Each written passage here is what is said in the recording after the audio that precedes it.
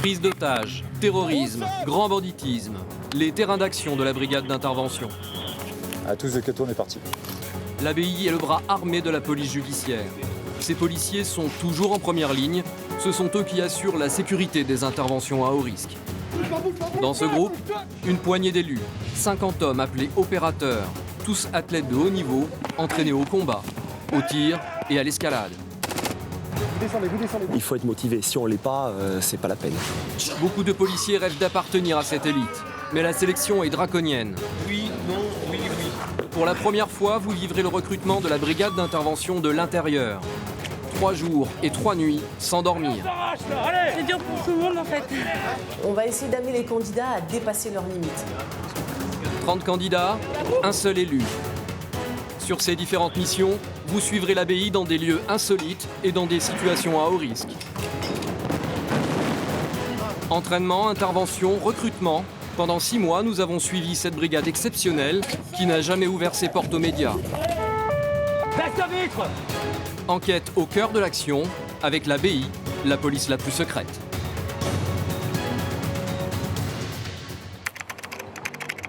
Près du bois de Vincennes, quartier général de l'ABI. Ce policier fait partie des hommes de l'ombre de la brigade d'intervention.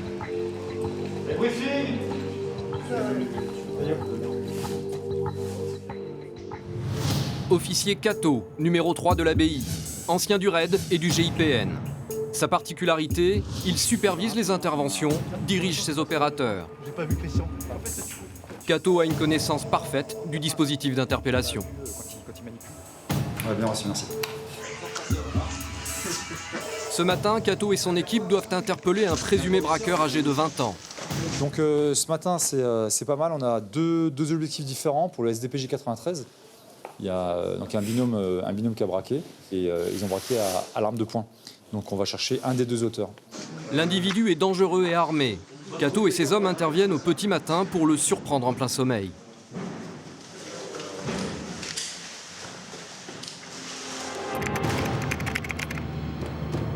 Direction une cité sensible de la banlieue parisienne. L'ABI est souvent appelé pour ce type de mission. Son rôle, assurer la sécurité de l'intervention. L'objectif pour nous, c'est de pouvoir laisser travailler la PJ dans de bonnes conditions. Donc on procède à l'effraction de la porte principale. On investit les lieux, on maîtrise tout le monde à l'intérieur. Et une fois que c'est sécurisé, on laisse travailler la PJ. Sur place, l'ABI retrouve les officiers de la police judiciaire. Ce sont eux qui dirigent l'interpellation.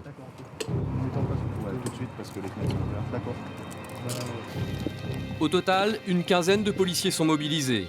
Il est 6 heures, les habitants commencent à se réveiller. Il faut faire vite. Le jeune suspect habite avec sa famille au rez-de-chaussée de cet immeuble.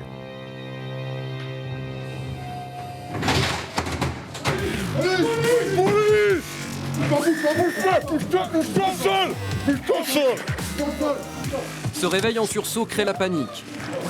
Recule, recule, recule. Recule, recule, recule. Un premier homme est neutralisé. Dans la dernière chambre, le jeune suspect. Touche-toi, touche-toi, touche-toi. Il tente de s'échapper par la fenêtre. Au sol. L'homme est interpellé et menotté. Hein, sur toi, il y a des armes ici. Tu te trompes pas. Hein. Si on trouve un truc, on est d'accord. Hein. Il a rien balancé, non? 8 personnes vivent dans l'appartement. Le lieu est sécurisé. L'ABI passe le relais à la police judiciaire. Cato et son équipe restent sur les lieux pour surveiller les membres de la famille. Par précaution, les policiers ont menotté les hommes de la maison. Je sais. Mais restez tranquille. Asseyez-vous, madame. Pourquoi vous faites ça, mon père? Non, non, c'est pour des raisons de sécurité. Asseyez-vous. Assois-toi, assois-toi. Assois-toi. Réveillée en plein sommeil, la famille est sous le choc. La fille s'effondre. Pourquoi? Il ne faut pas pleurer. Cette situation, les opérateurs la connaissent bien. Ils savent que ces interpellations au petit matin sont traumatisantes pour les familles.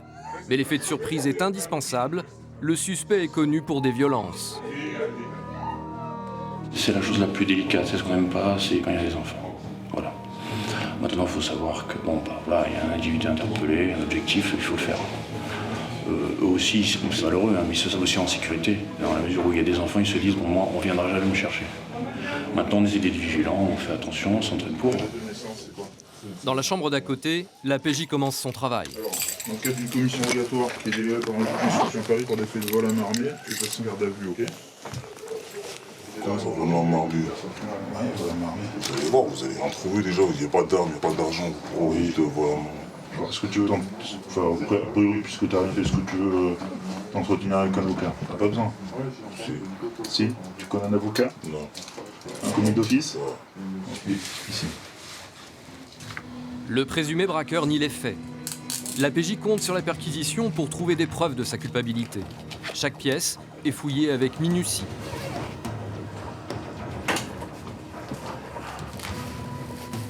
Voilà, on espère trouver soit des vêtements qu'il portait lors des faits, soit éventuellement encore un peu d'argent liquide, parce qu'il avait pris une assez forte somme d'argent en espèces. C'est pour ça que mes collègues sont en train de fouiller la chambre. Soudain, les policiers découvrent une preuve essentielle. Ce blouson noir. L'interpellé le portait lors du braquage. Cette pièce incrimine directement le jeune homme. Et les découvertes ne s'arrêtent pas là. Les policiers mettent la main sur plusieurs ordinateurs et sur une dizaine de téléphones portables. C'est à qui ça? Celui-là, il est à moi. Celui-là est à toi? Celui-là? Il est à qui? Non, celui-là, il est à moi, celui-là. Grâce aux disques durs et aux cartes SIM, les policiers vont retracer les activités du braqueur. L'un des téléphones sonne, sans doute un complice. Les noms et les numéros sont relevés, des informations précieuses pour la PJ.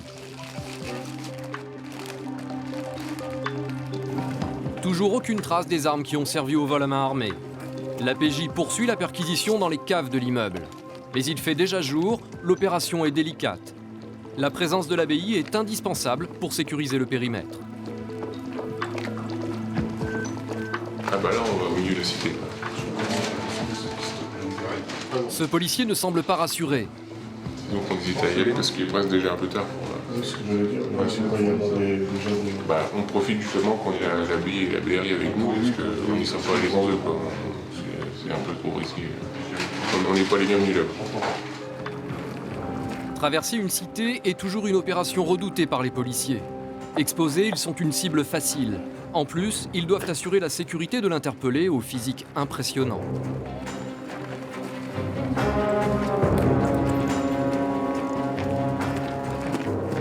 Dans la cave, les hommes de l'abbaye prennent toutes les précautions. Ils ne savent pas si elle est occupée.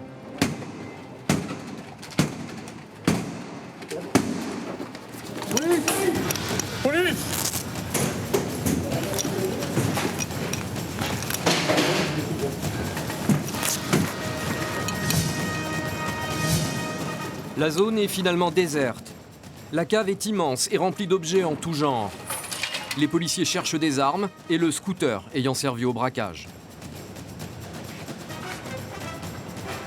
L'interpellé n'est toujours pas coopératif. Je ramène mon part. La perquisition ne donne rien, ni scooter, ni armes. Les policiers trouvent quand même une quantité impressionnante de téléphones portables et de pièces de voitures, probablement volées.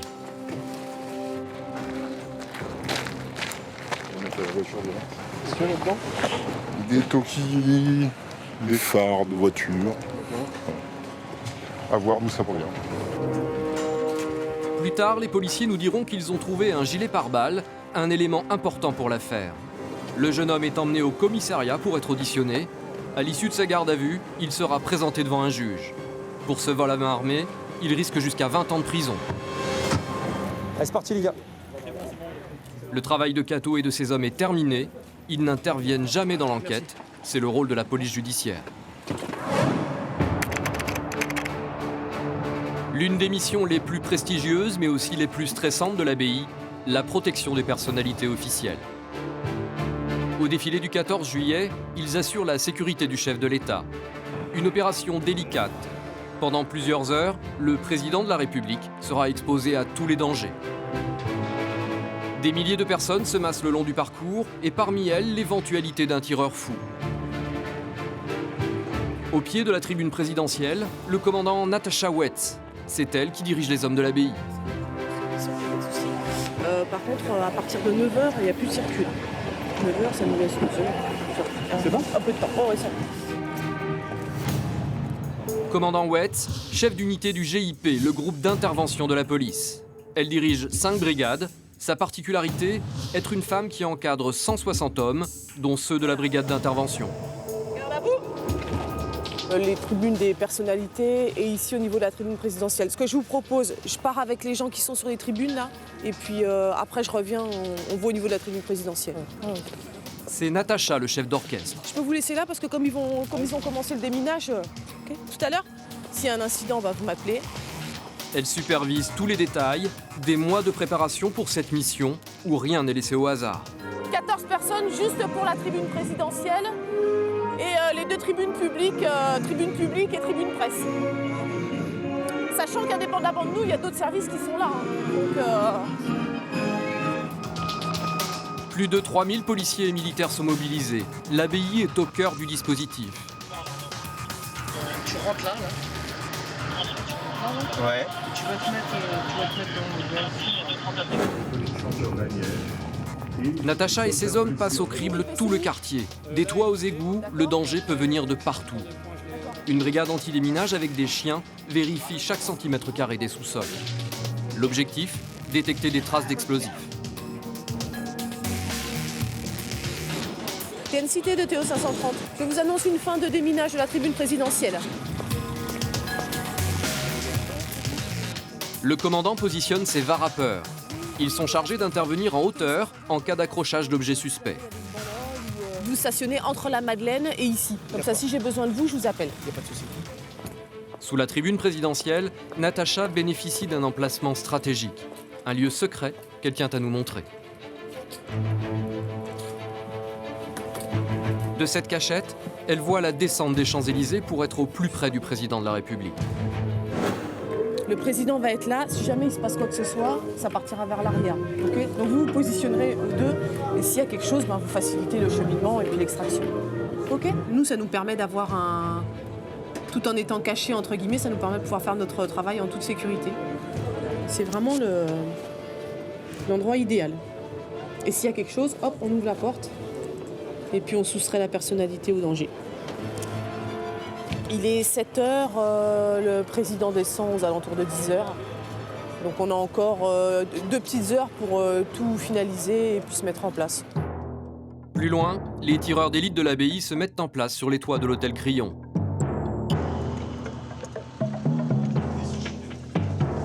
Voilà, parce que là, on a réservé un salon en bas pour les clientèles qui veulent regarder le défilé pour pas qu'on ait tout l'attroupement. Oui, donc PH14 et PH15 en place. RAS, excellente physionomie.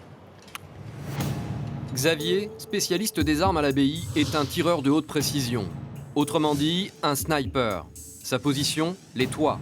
Aujourd'hui, il assure la sécurité de la tribune présidentielle. Pour cette mission, Xavier manipule son propre fusil, un blazer calibre 7,62, une arme réglée à sa morphologie et à sa vue.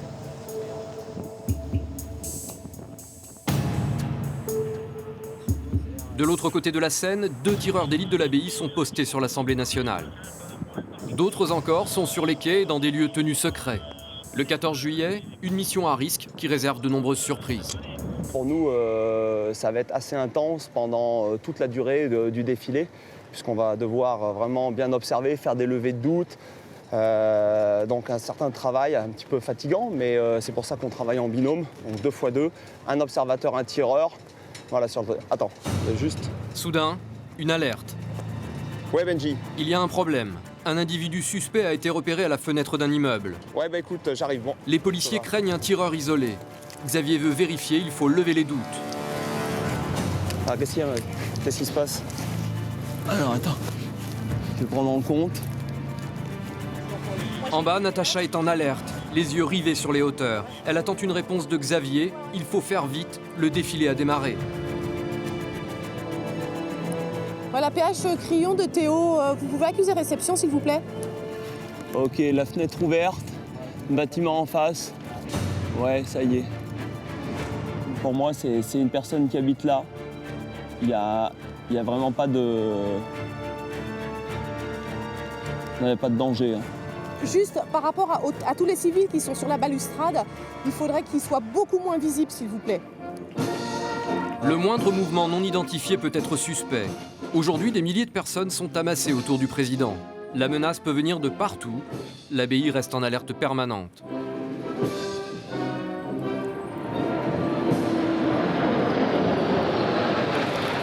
Autre incident, un des parachutistes s'est blessé. Il s'est fait mal. Contre toute attente, François Hollande décide d'aller à sa rencontre. Cette initiative chamboule tout le dispositif de Natacha. Elle redouble de vigilance et se tient prête à contacter ses hommes grâce à ce micro. Jean-Philippe de Note, vous bloquez l'arrière. La tension monte, le chef de l'État va saluer le public. Natacha redoute ce moment car un individu pourrait surgir de la foule et s'en prendre au président. La hantise des policiers depuis l'attentat manqué sur Jacques Chirac, le 14 juillet 2002. Ouais, JP et Christophe de Théo, vous avez suivi avec nous? Ouais, ok, essayez de rester derrière le barriérage parce que j'ai personne de l'autre côté. La cérémonie peut se transformer en cauchemar à tout moment. On est un peu plus vigilant là parce qu'il y a le public, quoi. Face à ces imprévus, Natacha doit être réactive et adapter son dispositif en permanence. Le président s'éloigne progressivement, le stress retombe pour l'abbaye. Il est 13h, le défilé touche à sa fin. La tension est retombée. Là, à partir du moment où on n'a plus en charge la personnalité, où on ne prend plus en compte l'environnement, c'est vrai que c'est un peu plus simple. C'est fini. Après 8 heures de présence, fin de mission pour le commandant et ses équipes.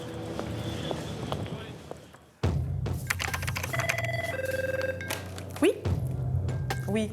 Vous pouvez me taper le rapport dont je vous ai parlé ce matin? Ce matin, nous retrouvons le commandant Wetz. Elle va troquer ses vêtements civils contre son uniforme de voie publique pour une mission ADR, anti-délinquance routière. Une opération à première vue moins stressante que la protection des personnalités, mais le commandant y attache beaucoup d'importance. Avec l'augmentation des délits routiers, tous les policiers sont réquisitionnés pour ces opérations anti-délinquance routière. Le GIP n'y échappe pas.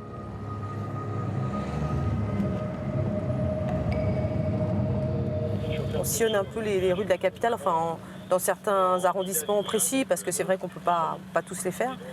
Et puis si on voit un téléphone portable, quelqu'un qui grille un feu, quelqu'un qui a une conduite dangereuse, on peut tomber sur quelqu'un qui refuse de se soumettre à un contrôle d'identité. Bon. Mais aujourd'hui, tout est calme. Pourtant, c'est un quartier qui bouge ici. Après 2 heures de patrouille, un appel va changer sa journée. Allô? Ouais, dis-moi. Bah, je suis en patrouille, donc à la limite, je vais venir comme ça. Hein, comme je suis habillée, j'aurai pas de lourd, hein, mais 4-8 rue de Bénindé. Bon, bah, j'y vais tout de suite alors. Un différend familial. Il y a une femme qui est prise en otage. Oui, allô? Ouais, il y a une alerte.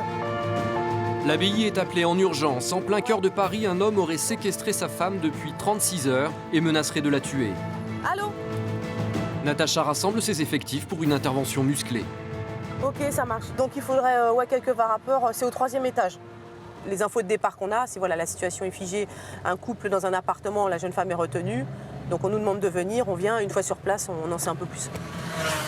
Donc là, évidemment, ça prime sur toutes les missions qu'il peut y avoir au quotidien.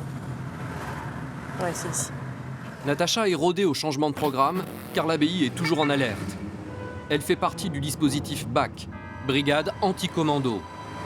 Ce dispositif est déclenché sur des situations de crise et réunit l'élite de la police. Au total, pour cette prise d'otage, ils sont plus d'une centaine. Cato et ses hommes arrivent sur les lieux. Très vite, ils se renseignent sur la situation auprès du commissaire divisionnaire Michel Faury. C'est lui qui coordonne les opérations. Bonjour patron. Dans la colonne d'assaut avec disposition. D'accord. Pour l'instant, ils sont où les gars de chez nous? Ils arrivent au Carnac. Je sais pas. Vous écoutez 2 secondes. Merci déjà. Pour plus, donc on est saisi. Le commando est saisi par le cabinet préfet à 13h45. Il est retranché. Il est retenant depuis hier soir on pense son ex-concubine à domicile. Donc, 3e étage, sur rue, appartement de type studio. Apparemment, l'individu n'est pas armé d'armes à feu. Plutôt, mais avec la possibilité de trouver évidemment une arme blanche dans un studio. Ça ressemble plutôt à une querelle d'après-boire. Lui a l'air d'être connu, avoir des antécédents en termes d'alcoolisme violent. Dès que la colonne d'urgence a pris position, le groupe d'urgence qui va être désigné par l'officier tactique tentera un début de négociation. Ok, c'est reçu. Cato explique à ses hommes le dispositif pour l'abbaye. Vous allez sécuriser l'approche des pompiers pour qu'ils puissent placer le matelas gonflable. D'accord. Okay. Donc vous êtes aux côtés, il n'y a pas un seul pompier qui n'est pas vu quand il manipule, il y a toujours un opérateur de l'abbaye autour des pompiers pour qu'ils ne soient pas emmerdés. D'accord. Allez, c'est parti. Les équipes se déploient autour de l'appartement du forcené. Le quartier est bouclé, les snipers se mettent en place dans l'immeuble d'en face. Tous attendent les instructions. Au même moment, Michel Faury et la hiérarchie se retirent dans une imprimerie du coin de la rue. Elle servira de QG pour engager des négociations avec l'homme. Dans 80% des cas, les prises d'otages se règlent par le dialogue. Le commissaire tente de joindre le preneur d'otages sans succès. Plus les minutes passent, plus la tension monte. Il informe le préfet en temps réel. Lui seul peut décider d'une intervention en force. Il faudrait aller assez vite. Le temps est compté car l'otage est peut-être en danger de mort. Soudain, le préfet donne son feu vert. Michel Faury envoie ses troupes.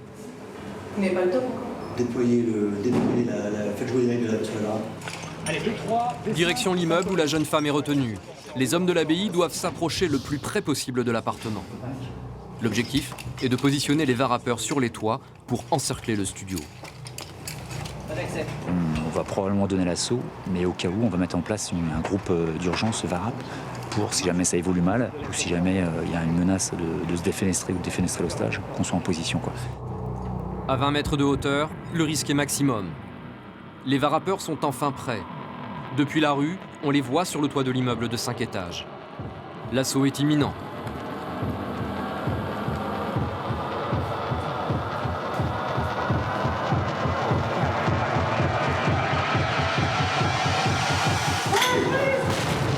Les hommes de l'abbaye doivent immobiliser le suspect au plus vite pour l'empêcher de nuire à la jeune femme. Dans le salon, les policiers découvrent avec stupeur un jeune de 20 ans. Visiblement hagard, il vient d'être réveillé par les policiers. Fortement alcoolisé, il s'était endormi après avoir enfermé son ex-compagne dans la chambre. Il ne comprend pas ce qui lui arrive. J'ai rien fait de mal, j'en ai fait de braquage, j'en ai fait de casse. Dans la pièce à côté, la victime, son ex-petite amie, est très choquée. Elle est saine et sauve, mais elle a eu très peur. Elle sera rapidement prise en charge par un médecin psychologue. Les hommes de l'abbaye ont rempli leur mission. Natacha vérifie que tout s'est bien passé. Natacha, merci. Et tu libères tes gars, comme tu veux, tu peux libérer tout le monde ou... La police judiciaire place le forcené en garde à vue et ouvre une enquête pour séquestration et violence conjugale. L'homme encourt jusqu'à 5 ans d'emprisonnement. Pour le chef de la BRI, le travail a été rapide et efficace. Moi, je suis toujours satisfait quand ça se termine bien. Et quand même, en principe, ça se termine pratiquement toujours bien. Donc, quand on récupère en bonne santé un otage et on interpelle un preneur d'otage, on considère que le job est fait. Donc, oui, je suis satisfait. Pour autant, il y aura toujours un débriefing qui se fera. On travaille toujours pour améliorer les choses. Mais j'ai le sentiment que ça fonctionne plutôt bien. Après plus de 3 heures sur place, toutes les équipes se replient. Cette prise d'otage aura mobilisé plus d'une centaine de policiers et de pompiers. Cato est satisfait de ses opérateurs. Pour lui, c'est une totale réussite.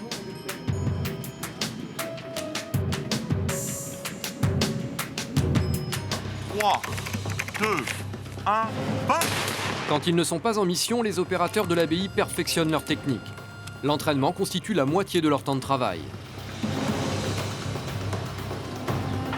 Aujourd'hui, au fort de Montlignon, ils simulent une prise d'otage.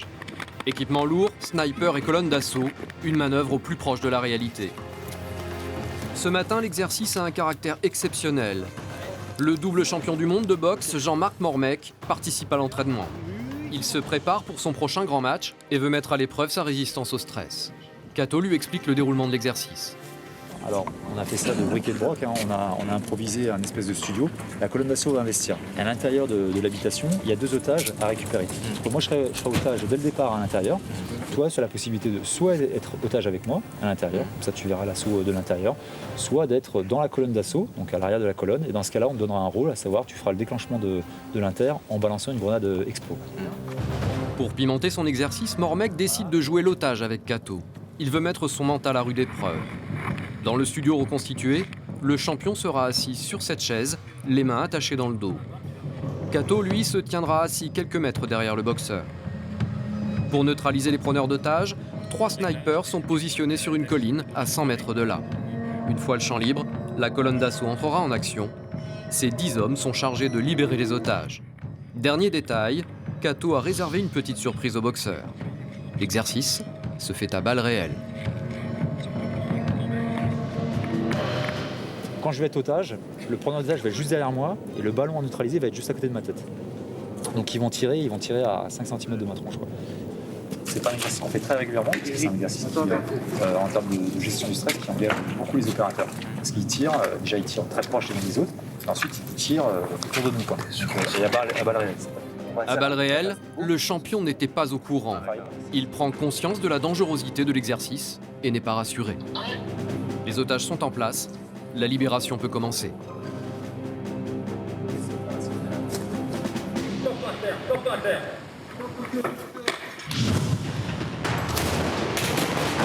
Mormec sursaute à chaque détonation. Très vite, la colonne d'assaut entre dans l'habitation pour extraire Cato, l'otage le plus éloigné. 2 hommes libèrent ensuite Mormec. Pendant ce temps-là, les autres opérateurs neutralisent le preneur d'otages fictif. Des renforts sécurisent la sortie des otages. Le boxeur est tétanisé et se laisse guider.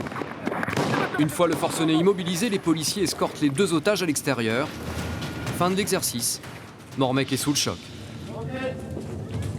C'est bon, fin de l'exercice pour tout le monde.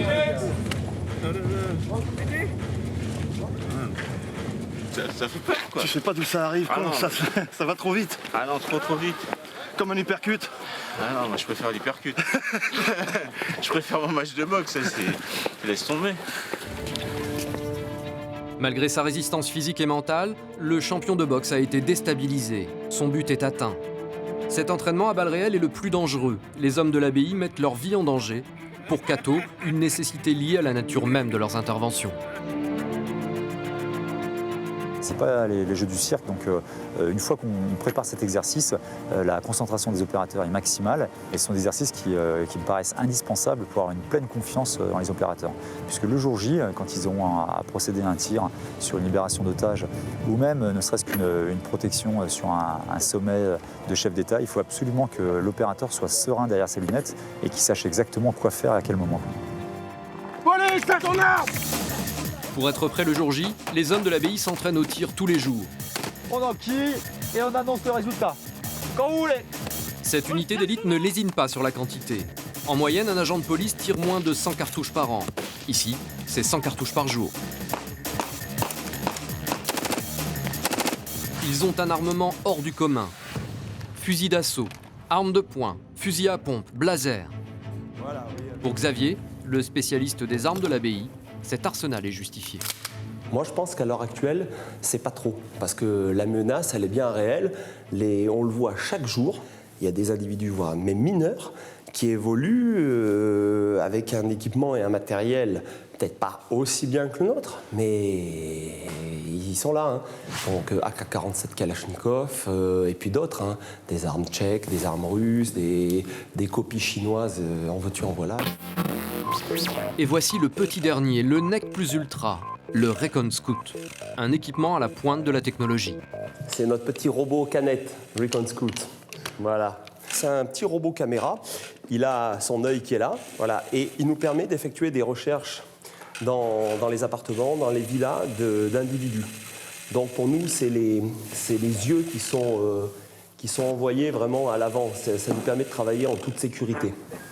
Pour info, c'est avec ce type d'appareil, c'est avec le Recon Scout que le RAID a retrouvé Mohamed Merah dans l'appartement.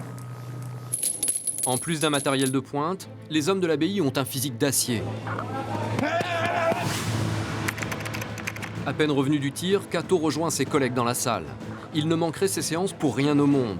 C'est un moment de cohésion où tous les opérateurs se retrouvent, s'affrontent et s'encouragent.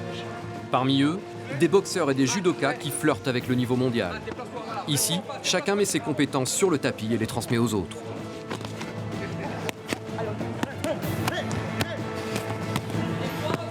Chacun son tour. Déplacez-vous bien. Tendez bien vos bras.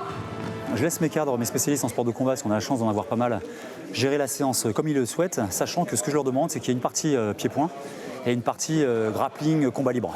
Voilà, moi ce que je veux, c'est qu'on ait l'éventail le plus large en matière de combat, qu'on n'ait pas de surprise en opération, quel que soit le style qu'on a en face. Sur le tatami, le grade disparaît. Le commandant Wetz met un point d'honneur à participer à ces entraînements pour montrer l'exemple. Même si pour elle le niveau est très élevé, elle s'accroche et cherche à s'améliorer. Voilà, c'est mieux là. Voilà, voilà. Vous tournez en ligne. Je suis un peu en apnée pendant ces séances. Donc, au bout d'un petit moment, ça devient difficile. Ah ouais, mais c'est... Juste que j'apprenne à être en apnée au bon moment. Allez, allez. Malgré le rythme soutenu, ici on ne perd jamais de vue l'objectif de ces séances de combat. Tout ça, on l'adapte également au travail que l'on peut rencontrer dans la rue et au travail que l'on a en intervention. Justement pour, dans un premier temps, si l'intervention que l'on va faire doit être avec un contact physique, de manière à ce que ça ne traîne pas, qu'on puisse tout de suite neutraliser la menace de l'individu, le neutraliser en toute sécurité pour lui comme pour nous et procéder à son menottage. Au quartier général de l'abbaye, les opérateurs se préparent pour une mission particulière. Ce matin, ils n'interviennent pas dans des appartements, mais dans des pavillons en banlieue parisienne. La technique d'intervention est différente et plus risquée. D'après les reconnaissances qu'on a faites, c'est des pavillons qui sont assez importants. Alors, ça nous change un petit peu de notre quotidien, parce que la plupart du temps, on intervient dans des appartements. Et là, on a des grands pavillons. Donc, ça va être intéressant en termes de volume déployé. Ouais. Une petite adrénaline quand même. Oh non, pas une adrénaline. Pour l'instant, juste une concentration. Et puis on est méthodique, quoi. On va essayer de reproduire ce qu'on a fait à l'entraînement. Pour nous, c'est un peu comme les pompiers quand ils partent sur des incendies. C'est vraiment l'enthousiasme d'aller mettre en application tous les gestes X fois répétés. Donc effectivement, on part toujours avec cet enthousiasme. Et d'ailleurs, le jour où on l'aura pu, c'est qu'il faut changer de service. Pour cette mission, Cato est obligé de s'adapter et de doubler ses effectifs. Ouais, fort et clair pour Cato. Dans des grands domiciles, dans des grands pavillons et des grandes propriétés, on doit absolument pouvoir se déployer et puis investir rapidement. Donc c'est pour ça qu'on augmente le volume de la colonne d'assaut. 15 hommes pour interpeller un individu. Un dispositif important, mais rien ne doit être laissé au hasard. Cato a même mis noir sur blanc le plan d'attaque. Chacun doit connaître sa position exacte pour une efficacité absolue. Ouais. Seb, t'es là? Arme d'épaule, c'est ça, Seb? Ok. Pendant le briefing, la concentration est maximale. Bon les gars, pour ce matin, donc une opération donc, pour la PJ, donc trafic de stupes sur des manouches sédentarisées. Donc l'intérêt ce matin pour nous, c'est que, d'après ce qu'on a pu avoir comme renseignement, donc ce sont des grands pavillons. Donc toujours pareil avec la problématique du franchissement du portail. Et surtout, pensez bien annoncer. Si on doit flinguer un clébard, pensez bien annoncer, qu'on ne soit pas stressé autour ou derrière en entendant des coups de feu sans savoir ce qui se passe. D'accord, c'est important. À la voix et à la radio. On fait comme on sait faire. Pas de précipitation, mais rythmé, quoi. En plus de leurs 20 kilos d'équipement sur le dos, les policiers apportent tout leur matériel pour ouvrir les portes. Bélier, écarteur et vérin hydraulique. Un équipement lourd, mais indispensable pour parer à tout imprévu. Ce matériel constitue leur valeur ajoutée. Les policiers de l'abbaye sont les hommes forts des interventions. Ce sont eux qui prennent tous les risques.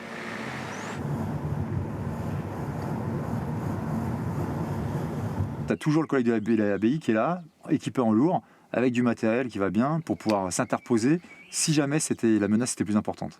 Alors pour faire simple, si jamais un fuyard venait à sortir et en sortant tirer en direction des collègues, et ben c'est le collègue de l'abbaye qui irait s'exposer en premier et qui irait riposter parce qu'il a plus de moyens, plus de matériel, plus de protection balistique.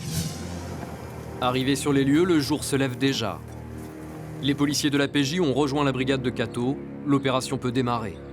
Une partie des hommes en noir se serre en colonne d'assaut, d'autres sont postés sur les toits des voisins. Les individus pourraient s'échapper.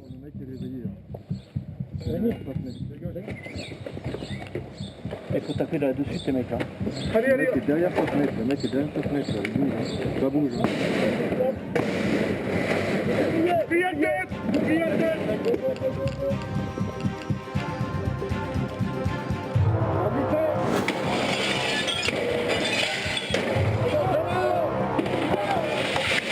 Là, devant, escalier, il y avait quelqu'un. Il y a quelqu'un qui monte l'escalier.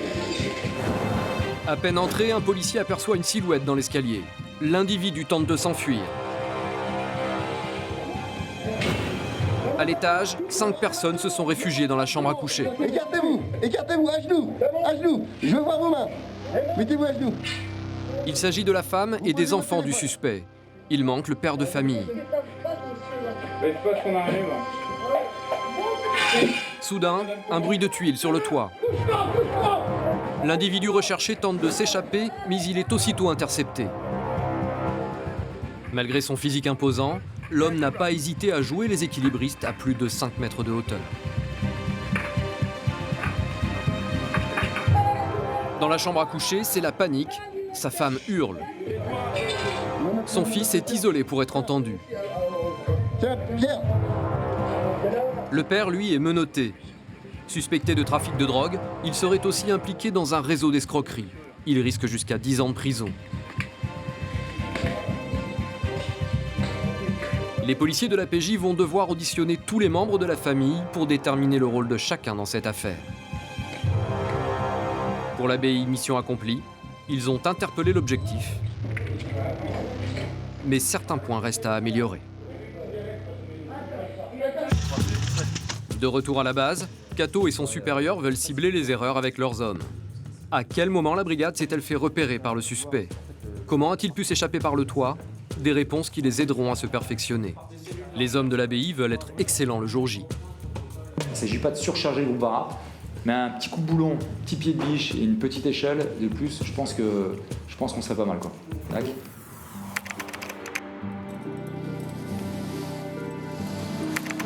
Par leur mission, par leurs aptitudes, les hommes de l'abbaye font figure d'exception.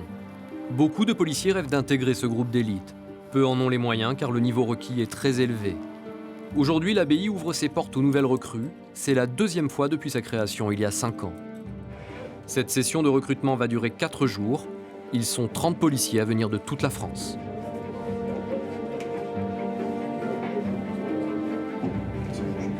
Allez, bonjour à tous. Donc tout d'abord, bienvenue pour ces sélections. Vous allez passer donc la première étape des présélections pour les épreuves pour intégrer la brigade d'intervention. Donc je ne vous cacherai pas que la sélection va être draconienne, quoi. Les candidats n'ont qu'une journée pour faire leurs preuves. Le moindre faux pas est éliminatoire. Il fait moins 10 degrés. Le test commence. 2, 1, c'est parti. La première épreuve est basée sur de l'endurance et de l'accélération. Le but, faire des allers-retours sur 50 mètres pendant 15 minutes. À chaque bip, les coureurs accélèrent leur cadence. Allez, on s'arrache là, allez. Plus les minutes passent, plus le rythme devient insoutenable. C'est dur pour tout le monde en fait. 17, recolle, allez. Petit à petit, les muscles se tétanisent et certains coureurs décrochent au point de s'arrêter.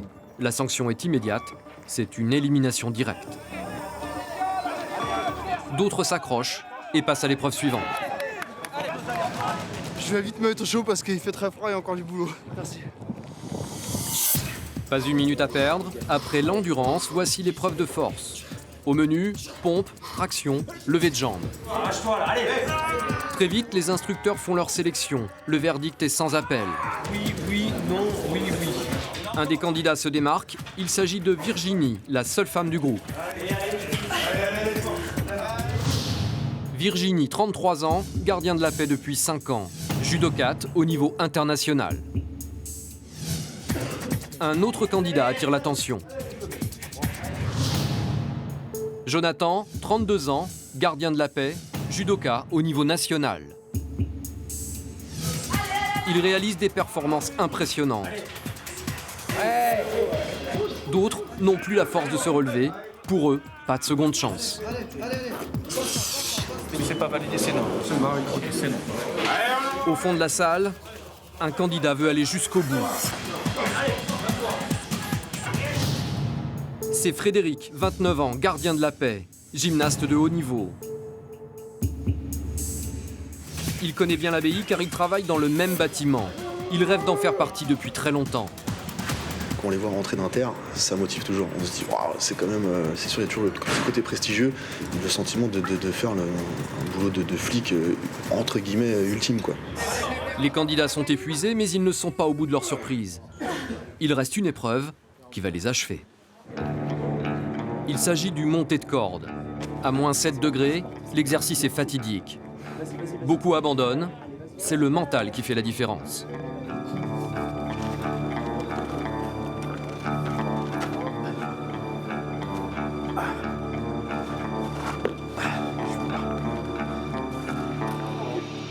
Cette corde, tu vas te dire, il faut que je la monte.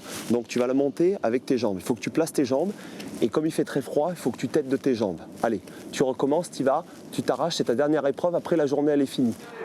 Malgré les encouragements de Xavier, beaucoup restent tétanisés et ne peuvent plus bouger. Pour Virginie, l'exercice est une simple formalité. Le physique, c'est une chose, mais quand on fait le métier que nous exerçons, le mental, c'est très très important. On va dire que le physique, ça représente, pour moi, ça représente peut-être 30%, mais 70% se fait au mental. Fin de la première journée de sélection, les instructeurs se retirent pour délibérer. Ils doivent éliminer la moitié des candidats. J'espère revoir certains le plus rapidement possible pour ces 3 jours de sélection en H24. Vous en saurez plus rapidement, quoi. Ils sont 30. Dans quelques minutes, ils ne seront plus que 13 pour la dernière phase de sélection. Jonathan, Virginie et Frédéric feront-ils partie de la prochaine étape ?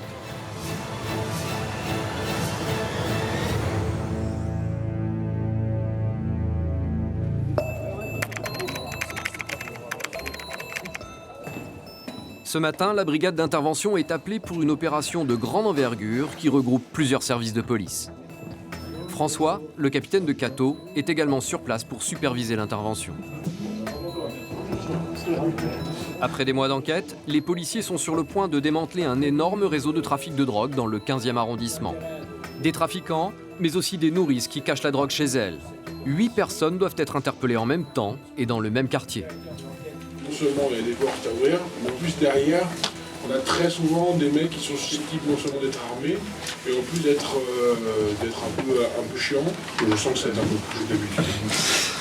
Autre chose importante, vérifiez bien l'identité des personnes que vous venez trouver à l'intérieur du domicile. Il arrive que les mecs dorment les uns chez les autres, donc on relâche personne. C'est François qui est responsable. Cato et son supérieur François sont briefés en particulier car la mission est délicate. 2 colonnes de l'abbaye vont intervenir en simultané et les individus peuvent être dangereux. À l'extérieur, François, l'adjoint au chef d'unité de l'abbaye, va donner des informations à ses opérateurs. Notre lien, ce sera Nico, directeur enquête, parce qu'on se rend tous ensemble, donc à 4 colonnes BRI-BI. Il y a la BRI qui va taper en dessous. De son côté, Cato donne également des précisions à ses hommes. Nous, on va taper sur le premier objectif, nous, on va taper la nourrice, la BRI va taper l'objectif. Donc nous, on va avoir une gonzesse et un enfant de 10 ans, donc on fait attention. Par contre, après, on va ripper sur un autre point, et là, pour le coup, on aura cette fois-ci l'objectif principal. Mais surtout, il y a son frère potentiellement qui est avec lui, et lui qui est évadé, qui fichait grand banditisme. Potentiellement, c'est des bons clients.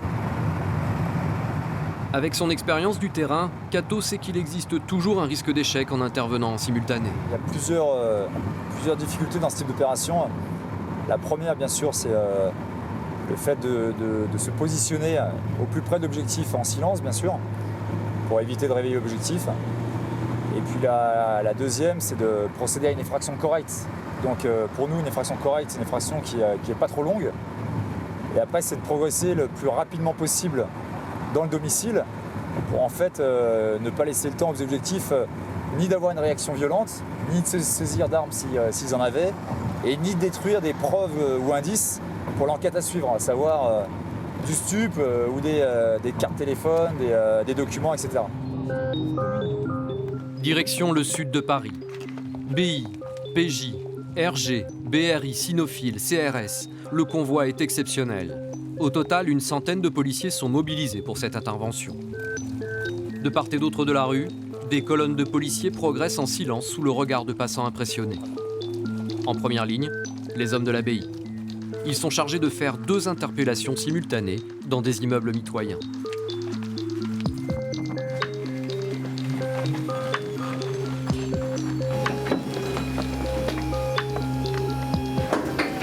Dans le premier appartement, ils viennent chercher un jeune homme suspecté de cacher des produits stupéfiants chez sa mère. Mais surprise, la femme tente de bloquer la porte d'entrée.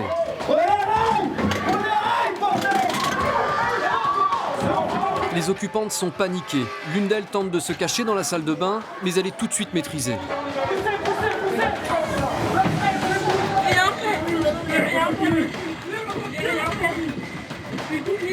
J'ai ma petite soeur de 12 ans. Monsieur, s'il vous plaît, j'ai ma petite soeur de 12 ans. Monsieur. Je viens la mademoiselle dans le salon avec ta mère. Moi, je peux aller mettre mes lunettes, s'il vous plaît. Cette jeune fille vit avec sa petite sœur et sa mère. Son frère est absent, c'est lui qui est suspecté d'être une nourrice.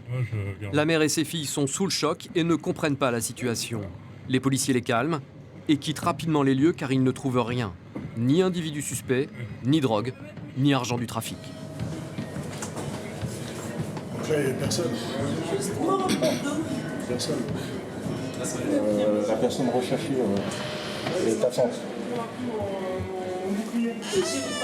On va partir sur un autre point.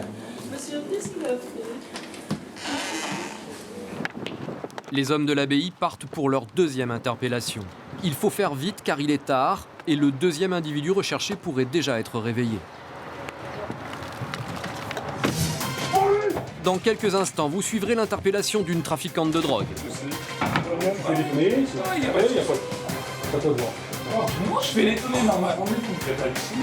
Ensuite, vous découvrirez le 2e jour de recrutement de la brigade. Parcours de force, test de vertige. Quoi qu'il arrive, tu mets jamais tes mains sur les cordes. On va essayer d'amener les candidats à dépasser leurs limites. Enfin, vous suivrez une intervention surprenante. Alors on a là une petite difficulté. La nourrice est née en 1940.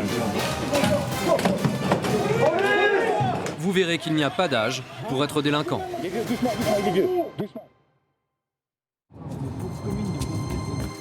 Paris, 15e arrondissement. L'abbaye est sur le démantèlement d'un réseau de trafic de drogue.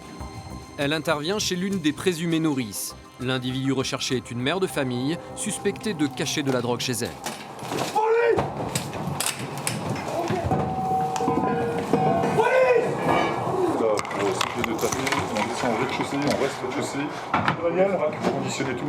Réveillée par la police, la femme de 38 ans ne semble pas impressionnée.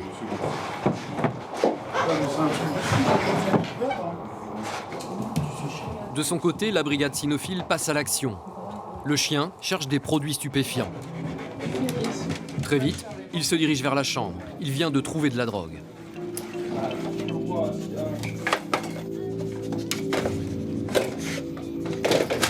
Là, elle a gratté ? Là, elle a mordu la boîte en fait, parce qu'elle ne peut pas gratter vu que c'est mobile. D'accord. Donc il y aura quelque chose. Bah, là, il y a quelque chose. Voilà, c'est ça. Quelques grammes de résine de cannabis. Une quantité insuffisante pour incriminer l'interpellé en tant que nourrice dans ce réseau de drogue. Le chien continue. Il marque l'arrêt à plusieurs endroits dans la cuisine. La police pense que la jeune femme aurait conditionné de la drogue ici, mais tout a disparu. Dans le salon, la jeune femme est auditionnée par la police judiciaire. Qu'on soit là. Bah oui. Mais très vite, le ton monte. La jeune femme tient tête aux policiers. Je rappelle qu'il y a ton fils à côté, hein. Oui, il y a mon fils, ouais, bien sûr. Si je préfère partir comme ça, je partirai comme ça. Mais non, je partirai pas comme ça. Vous avez pas, on a laissé partir après. Oui, laisse-moi le bras. Bah non, vous avez pas tous les droits, hein. N'ayez pas les boules de pas avoir tous les chez moi, c'est tout. Arrêtez, je sens bien que t'avais les boules. Vous auriez aimé de trouver son coin de la gueule, mais c'est pas moi. Je suis plus maligne que ça quand même. La perquisition ne donne rien, mais des écoutes et des photographies accusent la jeune femme dans ce trafic. Pour l'abbaye, l'opération est terminée. C'est bien passé ? Ouais, nickel, ouais, on a eu l'objectif, la nourrice était présente, donc désormais on passe l'affaire à la PJ qui va poursuivre son enquête. Placée en garde à vue, la jeune femme sera présentée devant un juge pour détention de stupéfiants dans le cadre d'un réseau de trafic de drogue. Elle risque, comme le dealer, jusqu'à 10 ans de prison.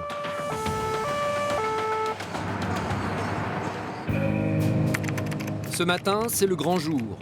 C'est la première journée du recrutement. Nous retrouvons les 13 candidats sélectionnés. Les 3 candidats remarqués lors de la présélection font partie du groupe.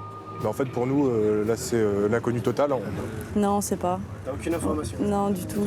Bah, forcément qu'il va y avoir un peu de physique, il va y avoir des techniques de police, des trucs comme ça, mais on ne sait pas à quelle sauce on va être mangé. Ils se préparent à passer 3 jours et 2 nuits sans dormir. Ils se sont surentraînés, mais ne savent pas ce qui les attend. En voici un bref aperçu. Allez, c'est parti, go!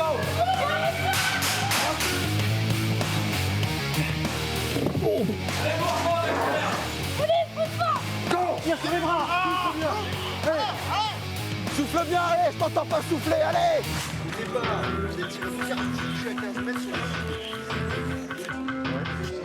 Virginie, la seule femme, explique pourquoi elle veut entrer dans la brigade d'intervention.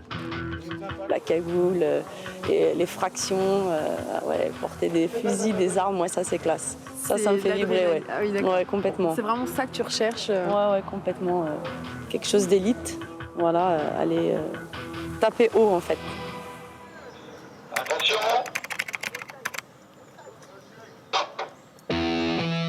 Première épreuve, le parcours du combattant.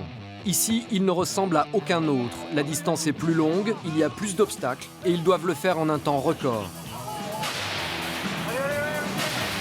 Le bruit des tirs malmène les candidats. Le froid et la boue rendent le parcours encore plus difficile. Pour beaucoup, l'exercice est pénible. Allez,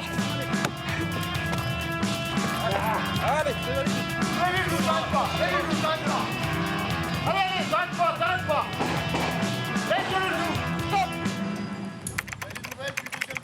L'épreuve la plus stressante attend nos candidats. Ils vont devoir descendre en rappel dans ce puits. 15 mètres plus bas, plusieurs dangers. C'est parti! Oui, reçu, suivi. À l'arrivée, dans l'obscurité la plus totale, Kato donne les consignes.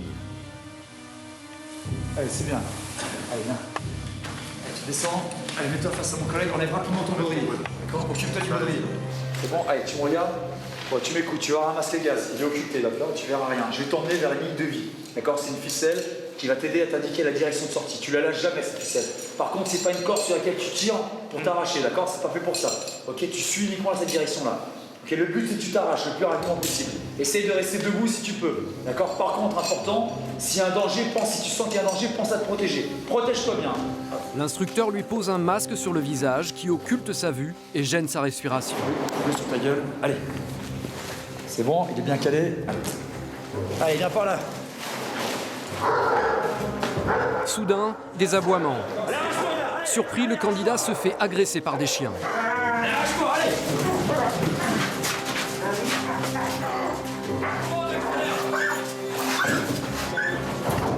Le parcours continue, il ne doit en aucun cas lâcher la corde. Certains candidats ne parviennent même pas à entrer dans le tunnel.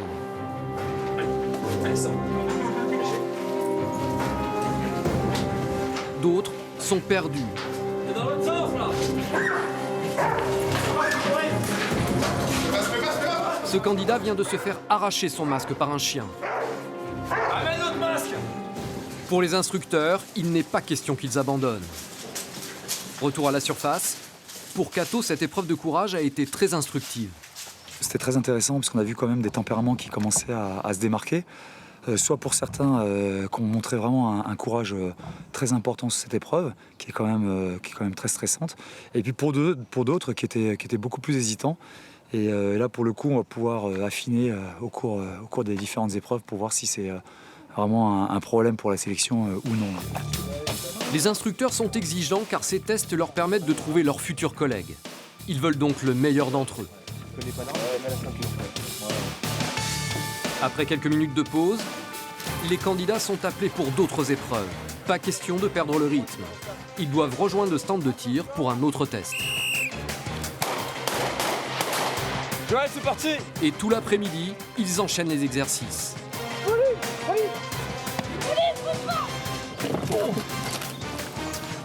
Mike! La porte d'accès à l'escalier, il faut la fermer. Concentration, précision, travail d'équipe, ils sont notés sur tout. Fin d'exercice! Ouais. de 4 tours, on peut envoyer le binôme suivant. Cet après-midi, Jonathan se distingue du groupe. Depuis toujours, il rêve d'intégrer cette brigade d'élite, surtout pour ses valeurs.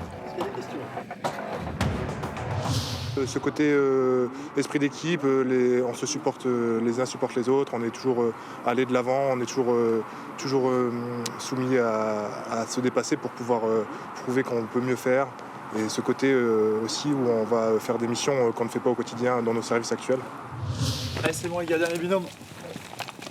Fin de la journée, les candidats sont épuisés.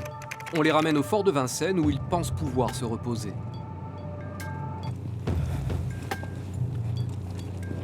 Si j'ai un conseil à te donner, douche-toi et va te reposer. Ok, ça marche. Ne traîne pas, ok? Ok.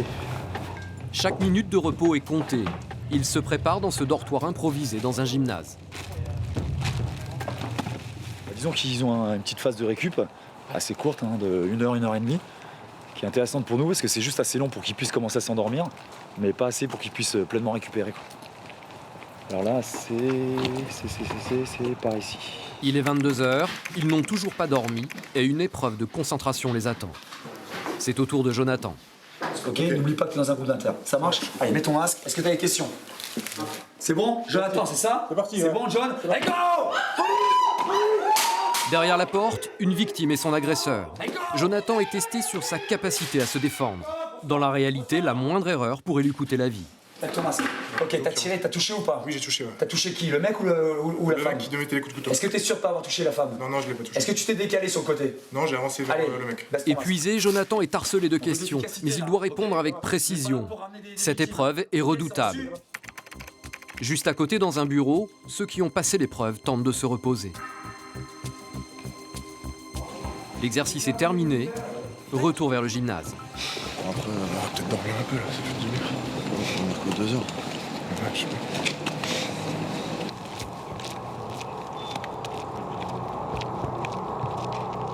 pas. 1h30 plus tard, Xavier, l'instructeur, se dirige vers le gymnase.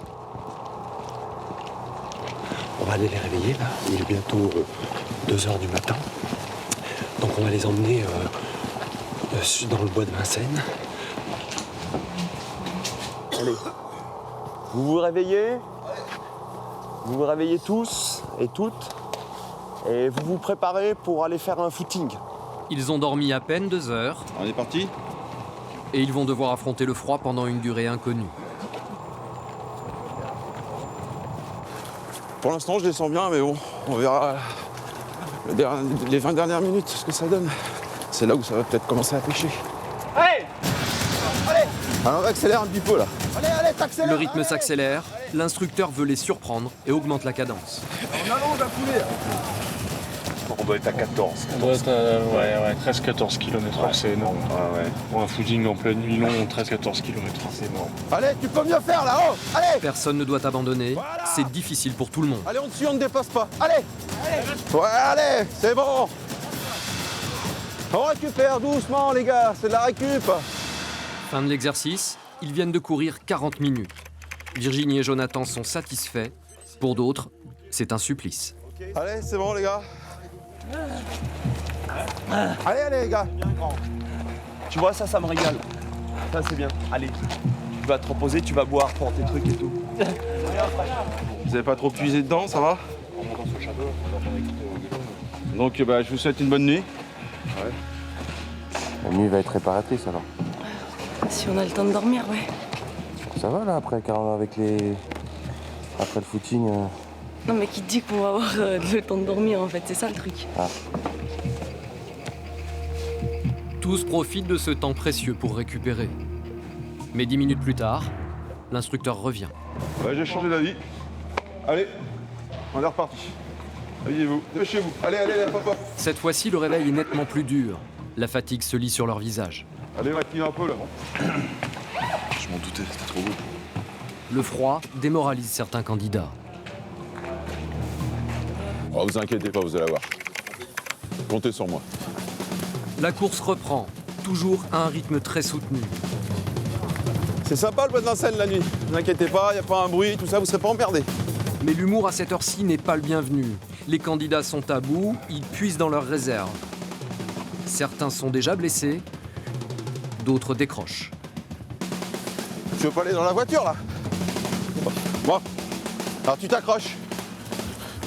Bon, allez. L'instructeur ne tolère pas qu'un candidat se fasse Tu distancer. arrêtes là. Terminé, tu vas derrière.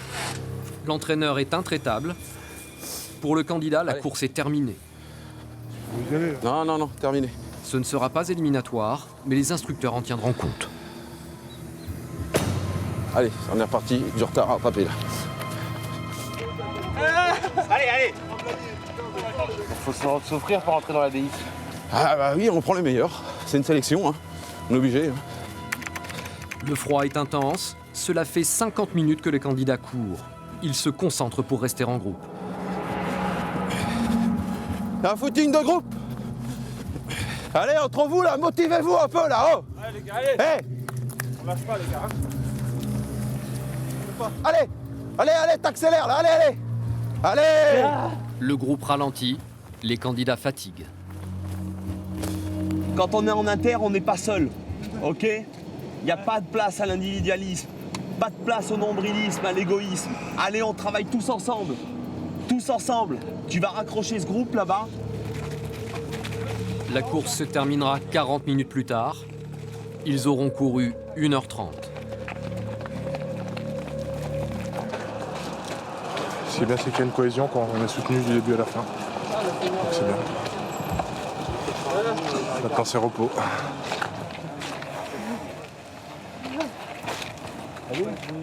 Les hommes de l'abbaye, quant à eux, restent en alerte permanente. Même pendant la formation, l'urgence prime. 4 heures du matin. Ils sont appelés pour attraper un dangereux trafiquant de drogue, déjà connu de leur service. Cet homme a toujours échappé aux précédentes interpellations. Cette fois-ci, Cato et ses hommes espèrent bien mettre la main sur lui. Avant cela, direction les locaux de la police judiciaire de la Seine-Saint-Denis. Ils retrouvent plusieurs services de police. L'opération est très importante. C'est qui le maître chien qui est avec nous? C'est vous? Bonjour. Donc on aura de toute façon les chiens. Donc bah, on rentre, on fige et puis après on laisse les chiens travailler comme d'habitude. Si vous voulez vous rapprocher, on fait le briefing. Ensemble, ils veulent arrêter le caïd d'un réseau de drogue. Cet homme serait dangereux, il dormirait avec un fusil à pompe sous son lit. Mais ils veulent aussi interpeller la présumée nourrice de ce réseau. Alors on a quand même une petite difficulté. La nourrice est née en 1940. L'opération est délicate. Une nourrice âgée, un dealer armé. L'officier Cato fait immédiatement un point avec ses équipiers. Ce que je vous demande, c'est à l'arrivée sur place, on essaiera de faire vraiment vite pour sortir le matos parce qu'il y a vraiment pas mal de points en simultané. Ils veulent taper à 6h00. Les petites précisions, juste faire gaffe, a priori, il y a une personne âgée dans le dôme. Donc fais gaffe à la fracture de hanche. Dans le véhicule, la brigade d'intervention reste très concentrée. Arrivée sur place, la tension est palpable. Pour ces 2 interpellations, près d'une centaine d'hommes se mettent en place. Selon les éléments de l'enquête, les 2 suspects se trouveraient dans le même appartement.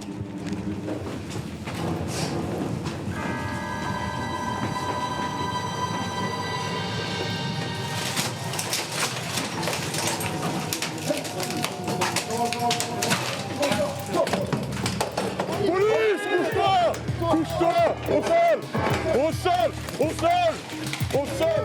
Le premier objectif est menotté. Il s'agit de la présumée nourrice âgée de 72 ans. Un autre qui est dans le salon, qui est au fond! Les policiers recherchent à présent le dealer de drogue. Voilà. Mais le caïd s'est volatilisé. Les gars, vous faites sous les lits, voir s'il y a des armes. Dans le salon, le suspect est complètement perdu. C'est rien, monsieur. Asseyez-vous. On va vous desserrer après. Oui. Allez, asseyez-vous là, monsieur. J'étais en train de boire mon café tranquille. J'ai fait 30 mois d'armée pour monsieur De Gaulle en 63, vous savez. J'ai 67 ans. Dans l'appartement, les policiers n'ont trouvé que la présumée nourrice et sa femme. Oui, ils m'ont menotté. Vous avez fait ça? Oui. Je ne sais pas plus que toi. Les lieux sont sécurisés, la police judiciaire entre en action. La brigade cynophile patiente sur le palier. À l'intérieur, l'officier de la PJ leur explique ce qu'il va se passer. Vous allez passer, vous et votre mari, en garde à vue. Dans le cadre d'un trafic de stupéfiants. Asseyez-vous, monsieur.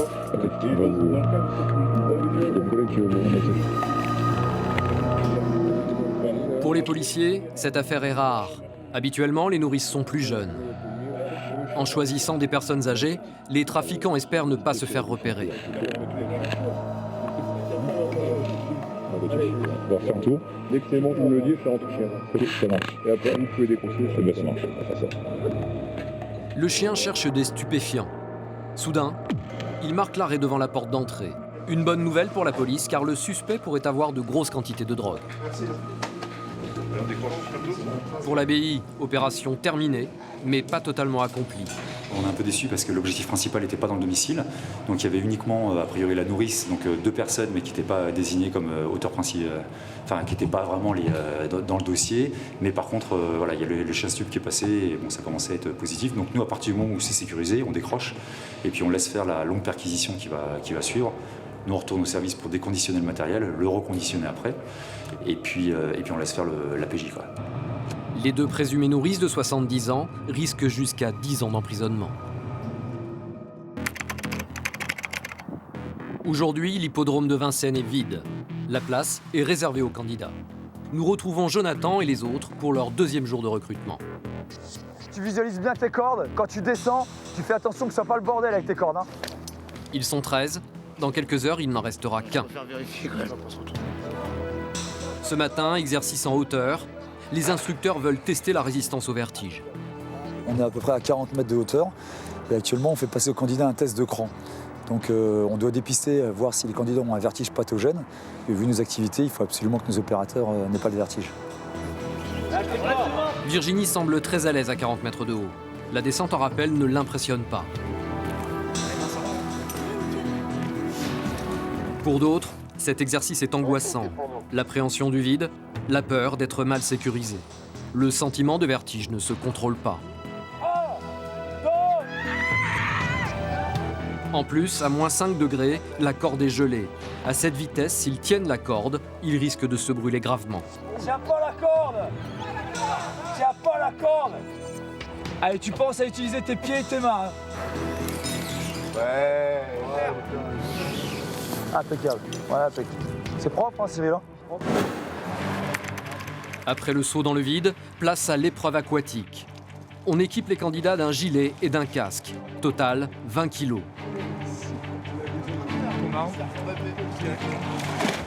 Au fond du bassin, les candidats sont écrasés sous le poids de l'équipement. L'objectif, retirer leur matériel et remonter à la surface le plus rapidement possible. À cette température, les candidats doivent rester actifs pour éviter l'hypothermie. Place à l'apnée. Un plongeon et ils doivent aller le plus loin possible sous l'eau. Avec ce froid, le manque de sommeil et la faim, l'exercice est douloureux, même pour Jonathan. Il faut pourtant enchaîner avec l'épreuve de vitesse. Chaque seconde est comptée. C'est le stress. Allez, c'est presque arrivé là. Allez, on y va. Je pense que c'est ce qu'ils recherchent, le côté adrénaline, le côté stress, le côté nouveauté également. Oui, je pense que c'est ce qui les motive, indépendamment du fait que ça soit nouveau, parce que vous pouvez changer de commissariat et c'est nouveau. C'est vraiment le domaine de l'inter qui les intéresse. À peine séchés, les candidats passent l'épreuve du parcours équipement lourd. Cette fois-ci, Virginie doit courir avec 20 kilos sur le dos. Vitesse, dextérité, concentration et force. Allez, vas-y. Deux fois. Super. Là se rajoute 15 kilos avec le bélier. Après 2 heures de sommeil en 2 jours, ce poids pèse terriblement sur leurs épaules. Le rythme cardiaque est si élevé que les candidats suffoquent. La journée est pourtant bien loin d'être terminée. AB 344.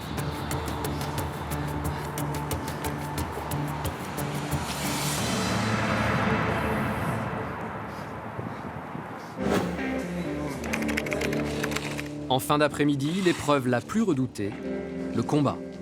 Les candidats doivent affronter les instructeurs. Je vous demande, on doit aller voir un petit peu en termes de combativité ce qu'ils ont dans le ventre. Mais par contre, gardez bien l'esprit qu'ils sont quand même bien entamés, surtout sur les segments inférieurs.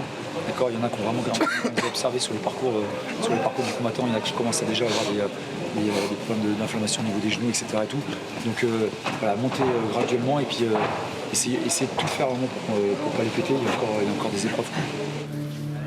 Malgré ces consignes, les instructeurs ne vont pas hésiter à cogner sur leurs adversaires.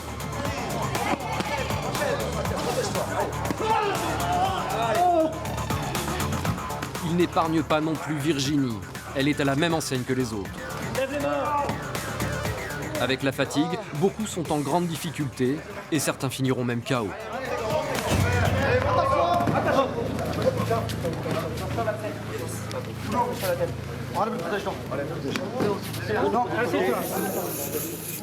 Allez, vas-y.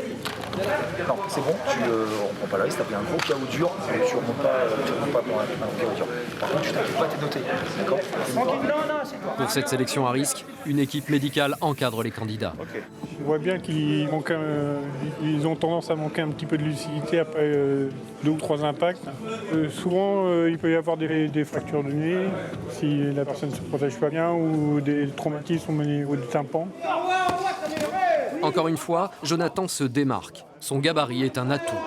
Tu travailles, tu fais comme t'as fait là, c'est bien, c'est vaillant, tu montes les gants, et quand tu frappes vraiment, ok? T'es lourd, il y a du poids, faut qu'on le sente, d'accord? Ok? Allez, récupère un coup, d'accord? Tu t'adaptes, si ça frappe fort, tu frappes fort. Malgré l'épuisement, Jonathan ne se laisse pas faire. Il a du répondant et l'instructeur aime ça.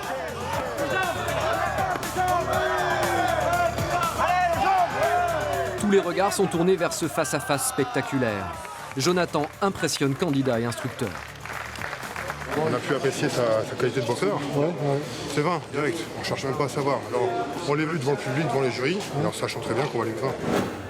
Tac, tac, tac, allez, c'est parti. 4 mètres encore, allez. Garde ça, dans la tête, allez, serre les dents. Pas de temps mort, les instructeurs ont attendu la fraîcheur de la nuit pour évaluer la force des candidats. C'est le test de force du recrutement. Oui, charge-le bien. Allez. Après le camion, il porte cet instructeur de 100 kg sur plusieurs mètres. Pour finir, il soulève une roue de camion de 150 kg. Tout de suite, tes mains. Ça a été? Pas difficile. Avec tous les épreuves qu'on a eues, les temps de repos, repartir à 100%, c'est ça qui est pas évident. Ça fait 2 jours qu'on n'a pas dormi. Donc voilà. Avec ses 60 kg et son 1m65, Virginie va faire preuve de courage. Sous l'œil attentif des instructeurs, elle porte brillamment cet homme de 100 kg. Ok, le pneu, 5 tours. Voici maintenant le pneu. Après quelques difficultés, elle parvient à le retourner. Voilà, 2, ok. Virginie est épuisée, mais sa détermination l'emporte sur la fatigue. Ok. Qu'est-ce qui a été le plus dur là dans le tour? Les pneus. T'as plus vu à la fin. Donc c'est le pneu. Dans la grande majorité des cas, on voit que les gars ont vraiment faim. Ils viennent vraiment chercher la sélection. Et sauf 1 ou 2 cas particuliers qui sont en queue de classement, le reste, ils ont vraiment faim. Ils vont vraiment la chercher. C'est moins dur, quoi. On sent plus rien, quoi. On est dedans, là, ça y est. On a posé le cerveau. Retour au dortoir pour se reposer. Il est 2 h du matin quand 3 silhouettes apparaissent. Alors les bras, ça va être cool. Oh la tête qu'ils vont faire. Ce n'est pas une blague. Les instructeurs reviennent chercher les candidats. Bonjour. Allez, on se dépêche. Ouh là là. Est-ce que ça va être dur? Allez, c'est bientôt la fin là. On s'accroche. C'est parti. On va accélérer la cadence. Je pense que ça va être dur pour certains. Allez, on allonge, c'est parti. Allez. Voilà. Et je veux que ça suive là. Allez. Ils ont beau être motivés, pour beaucoup le corps ne suit plus. Allez, peut pas aller. Premier blessé, première victime, direction l'infirmerie. Pour le reste du groupe, le calvaire continue. Alors on va descendre les escaliers. Vous me suivez. L'entraîneur pousse les candidats à se dépasser. Le froid accentue la difficulté, les jambes sont coupées. Mais les candidats s'accrochent. Le numéro 15 finit même par passer devant l'instructeur. Les difficultés ne sont pas pour autant terminées, il reste encore une journée pour les candidats. Au fil des épreuves, l'esprit de groupe commence à naître chez eux. Allez, on revient.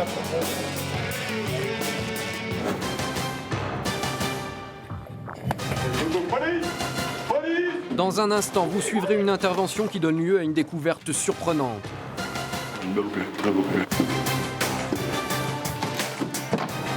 Ensuite, vous assisterez au 3e jour du recrutement. vous découvrirez enfin le candidat élu pour intégrer la brigade d'intervention.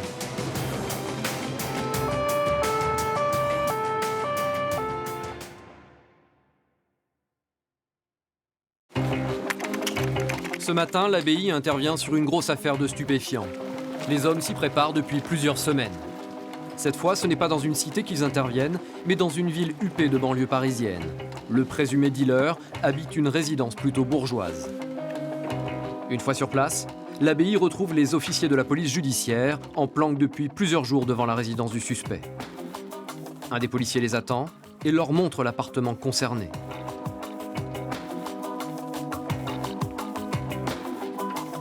Pour ne pas être vu, l'ABI masque les œilletons des portes voisines. Ils prennent soin aussi de dégager tous les éléments qui pourraient gêner l'ouverture de portes.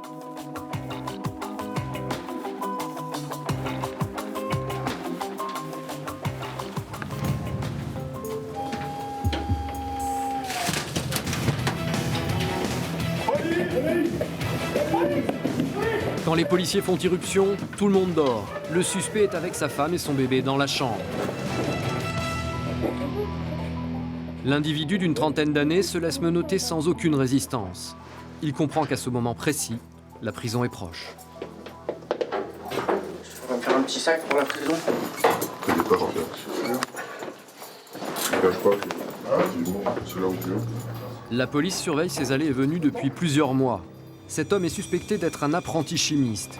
Il posséderait une fabrique personnelle pour créer et couper la cocaïne en grosse quantité. Les officiers de la PJ perquisitionnent l'appartement, mais ils savent qu'ils ne trouveront rien. Ils supposent que l'homme cache la drogue ailleurs. Ils décident donc d'aller dans le garage et de fouiller le véhicule du présumé dealer. Voilà. Tu lâches une plaque, hein. Ils trouvent des fausses plaques d'immatriculation et des cartes grises falsifiées. L'homme est multirécidiviste. Il vient d'être libéré après avoir fait 14 mois de prison pour des faits similaires. Mais l'affaire ne s'arrête pas là. Ce que le dealer ignore, c'est que la PJ a connaissance de sa fabrique personnelle de cocaïne. Ils se rendent donc dans son laboratoire clandestin, situé dans une autre banlieue chic de Paris.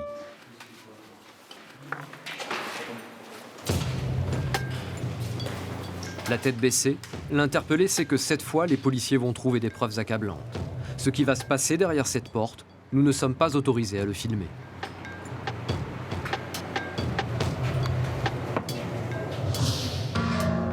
Plus d'une heure après, les policiers redescendent avec du matériel. Des presses à cocaïne servant à conditionner la drogue. En fait, c'est une presse à coke. En fait, une fois que vous avez mélangé la coupure avec les produits de coupe, vous la pressez en plaquetture. Une belle occasion, très belle occasion. Parce que comme ça, c'est assez rare qu'on en retrouve pas. Même les opérateurs de l'ABI sont surpris par cette saisie. Sur une perquise. C'est bien, c'est instruit. Ouais, c'est artisanal, mais c'est ou pas le système, c'est ou pas. Avec cette saisie impressionnante, les écoutes et les photographies de la PJ, l'interpellé est assuré de retourner en prison. Il encourt une peine de 20 ans de réclusion.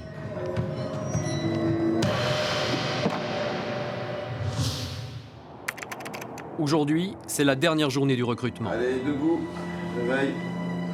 Le réveil est terrible. Après 2 jours sans dormir, les candidats sont épuisés. Ils se sont donnés pendant 48 heures et le physique a du mal à suivre. Ça va, ça va. Il y a le moral, c'est déjà ça. Et après, il n'y a plus grand chose. Hein. Pas d'œil, plus de jambes, plus de pieds. Oh, ça va. C'est normal, hein, on est tous dans cet état là. Ouais. Combien d'heures de sommeil? Je sais pas. Je crois qu'on a eu. Il a dit 4 heures. Il me semble 4 heures de sommeil. Ouais.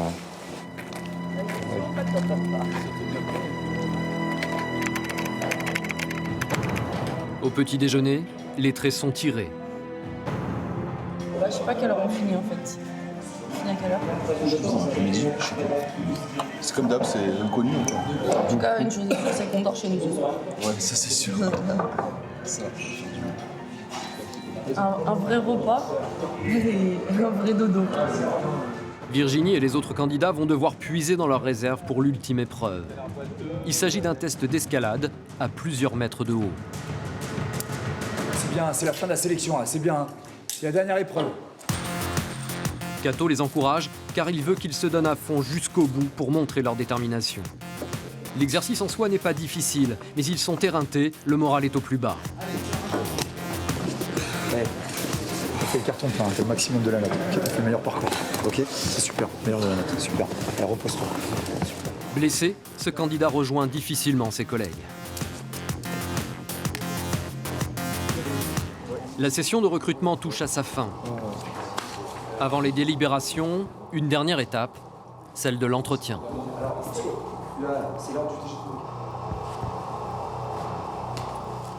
Après avoir surmonté des épreuves extrêmes, les candidats sont nettement plus stressés pour cet examen oral. Faut frapper. Ah d'accord. L'exercice en déroute plus d'un.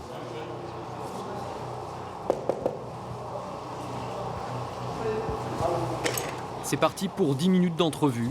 Nous ne sommes pas autorisés à entrer car les instructeurs vont passer au crible la vie de ces futurs hommes de l'ombre. La sélection est officiellement terminée. Le verdict va tomber. Tous les candidats sont appelés dans la cour. L'officier Cato va appeler les 5 candidats habilités à intégrer la BI. Major de promotion, Orin Romuald. Le major de promotion entrera directement dans le groupe. Les 4 autres habilités vont être appelés. Jonathan. Les efforts de Jonathan ont payé. Son rêve se réalise enfin. Il intègre une brigade d'élite. Il fait partie des 4 habilités. Il devra attendre le départ d'un opérateur pour intégrer la BI.